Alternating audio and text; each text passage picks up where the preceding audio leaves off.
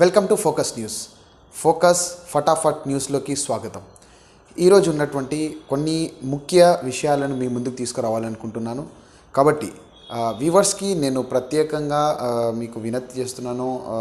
మా focus news ఛానల్ని subscribe చేయండి.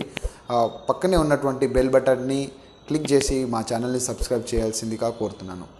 ముఖ్యంగా ఈరోజు ఉన్నటువంటి ముఖ్య విషయాలలో వచ్చినట్టయితే ముఖ్యమంత్రి రేవంత్ రెడ్డి గారు మరియు ఉప ముఖ్యమంత్రి బట్టి విక్రమార్క గారు, దాంతోపాటుగా శ్రీధర్ బాబు గారు మినిస్టర్, మళ్ళీ పిసిసి అధ్యక్షునిగా నూతనంగా ఎన్నికైనటువంటి మహేష్ కుమార్ గౌడ్ గారు హస్తినా పర్యటనలో, ఢిల్లీ పర్యటనలో ఉన్నారు.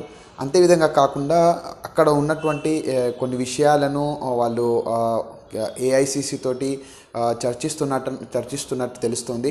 ముఖ్యంగా చూసుకున్నట్టయితే మంత్రివర్గ విస్తరణలో ఒకసారి మనం చూసుకున్నట్టయితే ఏ వేళకు అవకాశం రాబోతుంది, ఇప్పటికైతే ఏ జిల్లాలకు సంబంధించి ఇంకా కేటాయించాలనో అది, ప్లస్ ఇంకొకటి ఏంటంటే మైనార్టీలకు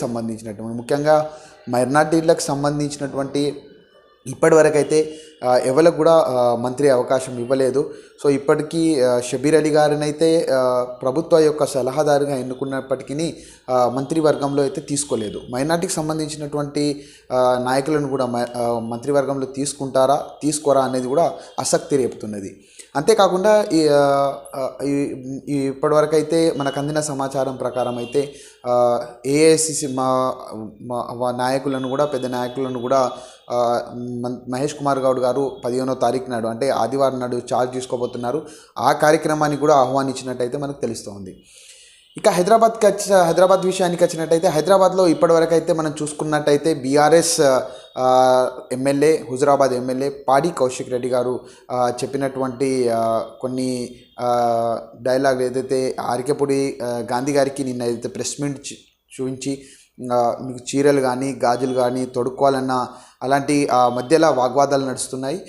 ఆరికపూడి గాంధీ గారు కూడా పాడి కౌశిక్ రెడ్డి వాళ్ళ ఇంటికి వెళ్ళి అక్కడ దాడి చేయడం జరిగింది. అక్కడ నుంచి మళ్ళీ పాడి కౌశిక్ రెడ్డిని గారు కూడా పోలీసులు అరెస్ట్ చేయడం, మళ్ళీ ఆరికపూడి గాంధీకి కూడా అరెస్ట్ చేయడం, ఆ తర్వాత హరీష్ రావు గారు కూడా అక్కడికి వెళ్ళడం, ఇవన్నీ చూసుకున్నట్టయితే పెద్ద ఇష్యూ నడుస్తూ ఉంది.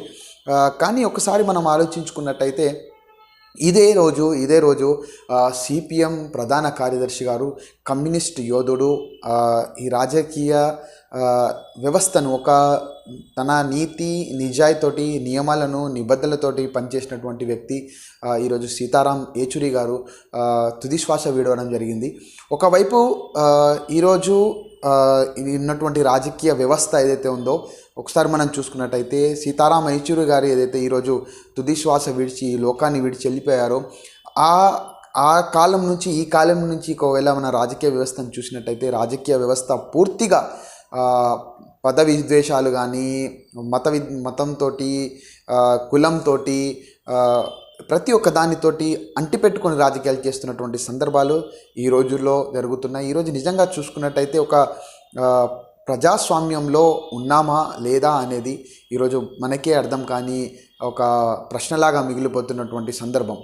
ఒక రాజకీయ నాయకుడిగా, ఒక ఎమ్మెల్యేగా గెలిచినటువంటి వ్యక్తి ఏ విధంగా మెదగాలి, ఏ విధంగా మాట్లాడాలి, ఏ పదజాలాన్ని ఉపయోగించుకోవాలని నైతిక జ్ఞానం కూడా లేకపోవడం ఈనాటి రాజకీయ నాయకుల్లో నిజంగా ఇది సమాజానికి కూడా చాలా రాబోయే రోజుల్లో ఎవరిని ఆదర్శంగా తీసుకుంటాం, ఏ రాజకీయ నాయకుల్ని ఆదర్శంగా తీసుకొని ముందుకు కదలాలి అనేది ఈరోజు మాలాంటి ఎంతోమంది యువకులు కూడా ఈరోజు ప్రశ్నించుకుంటున్నటువంటి సందర్భం.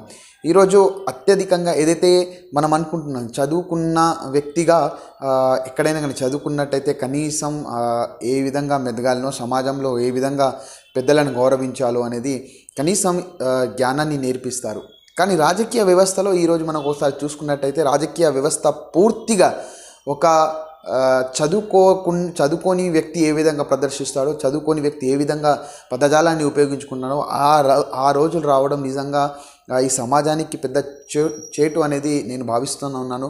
రాజకీయ నాయకుల్లో కనీసం ఈరోజు మార్పు రావాల్సిన అవసరం ఉంటుంది. ఒకవైపు ఈరోజు సిపిఎం మాజీ ప్రధాన కార్యదర్శి ఉన్నటువంటి సీతారాం యేచూరి గారు ఏ విధంగా తన రాజకీయ జీవితం మొత్తంలో ఎలాంటి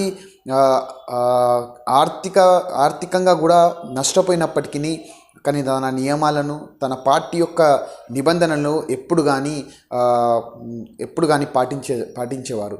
అలాంటి వ్యక్తి ఈరోజు ఈ మన ఈ లోకాన్ని నుంచి తుదిశ్వాస విడవడం అనేది ఆయన నిజంగా జవహర్లాల్ నెహ్రూ యూనివర్సిటీ జేఎన్యూ యూనివర్సిటీలో సిపిఎం ఈరోజు కూడా ఎస్ఎఫ్ఐ అని ఒక జెండా పాతినటువంటి ఘనత కూడా సీతారాం యేచూరి గారిలో దక్కుతుంది. ఆ రోజుల్లో ఇందిరాగాంధీ ముందటే నిలబడి ఇందిరాగాంధీ యొక్క రాజీనామా చేయాలి, జేఎన్యూకు ఉన్నటువంటి మీరు ఒక చైర్పర్సన్ ఉన్నటువంటి దానికి మీరు రాజీనామా చేయాల్సిందే అని పట్టుబడ్డటువంటి వ్యక్తి, ఒక యువకునిగా ఉండి ఆ రోజుల్లోనే ఇందిరాగాంధీని ప్రశ్నించినటువంటి సీతారాం యేచూరి. సీతారాం యేచూరి తన జీవితంలో మొత్తంలో కూడా ఎప్పుడు కానీ తన పార్టీ నియమాలను కానీ పార్టీ యొక్క నిబంధన కానీ ఎప్పుడూ అతిక్రమించలేదు.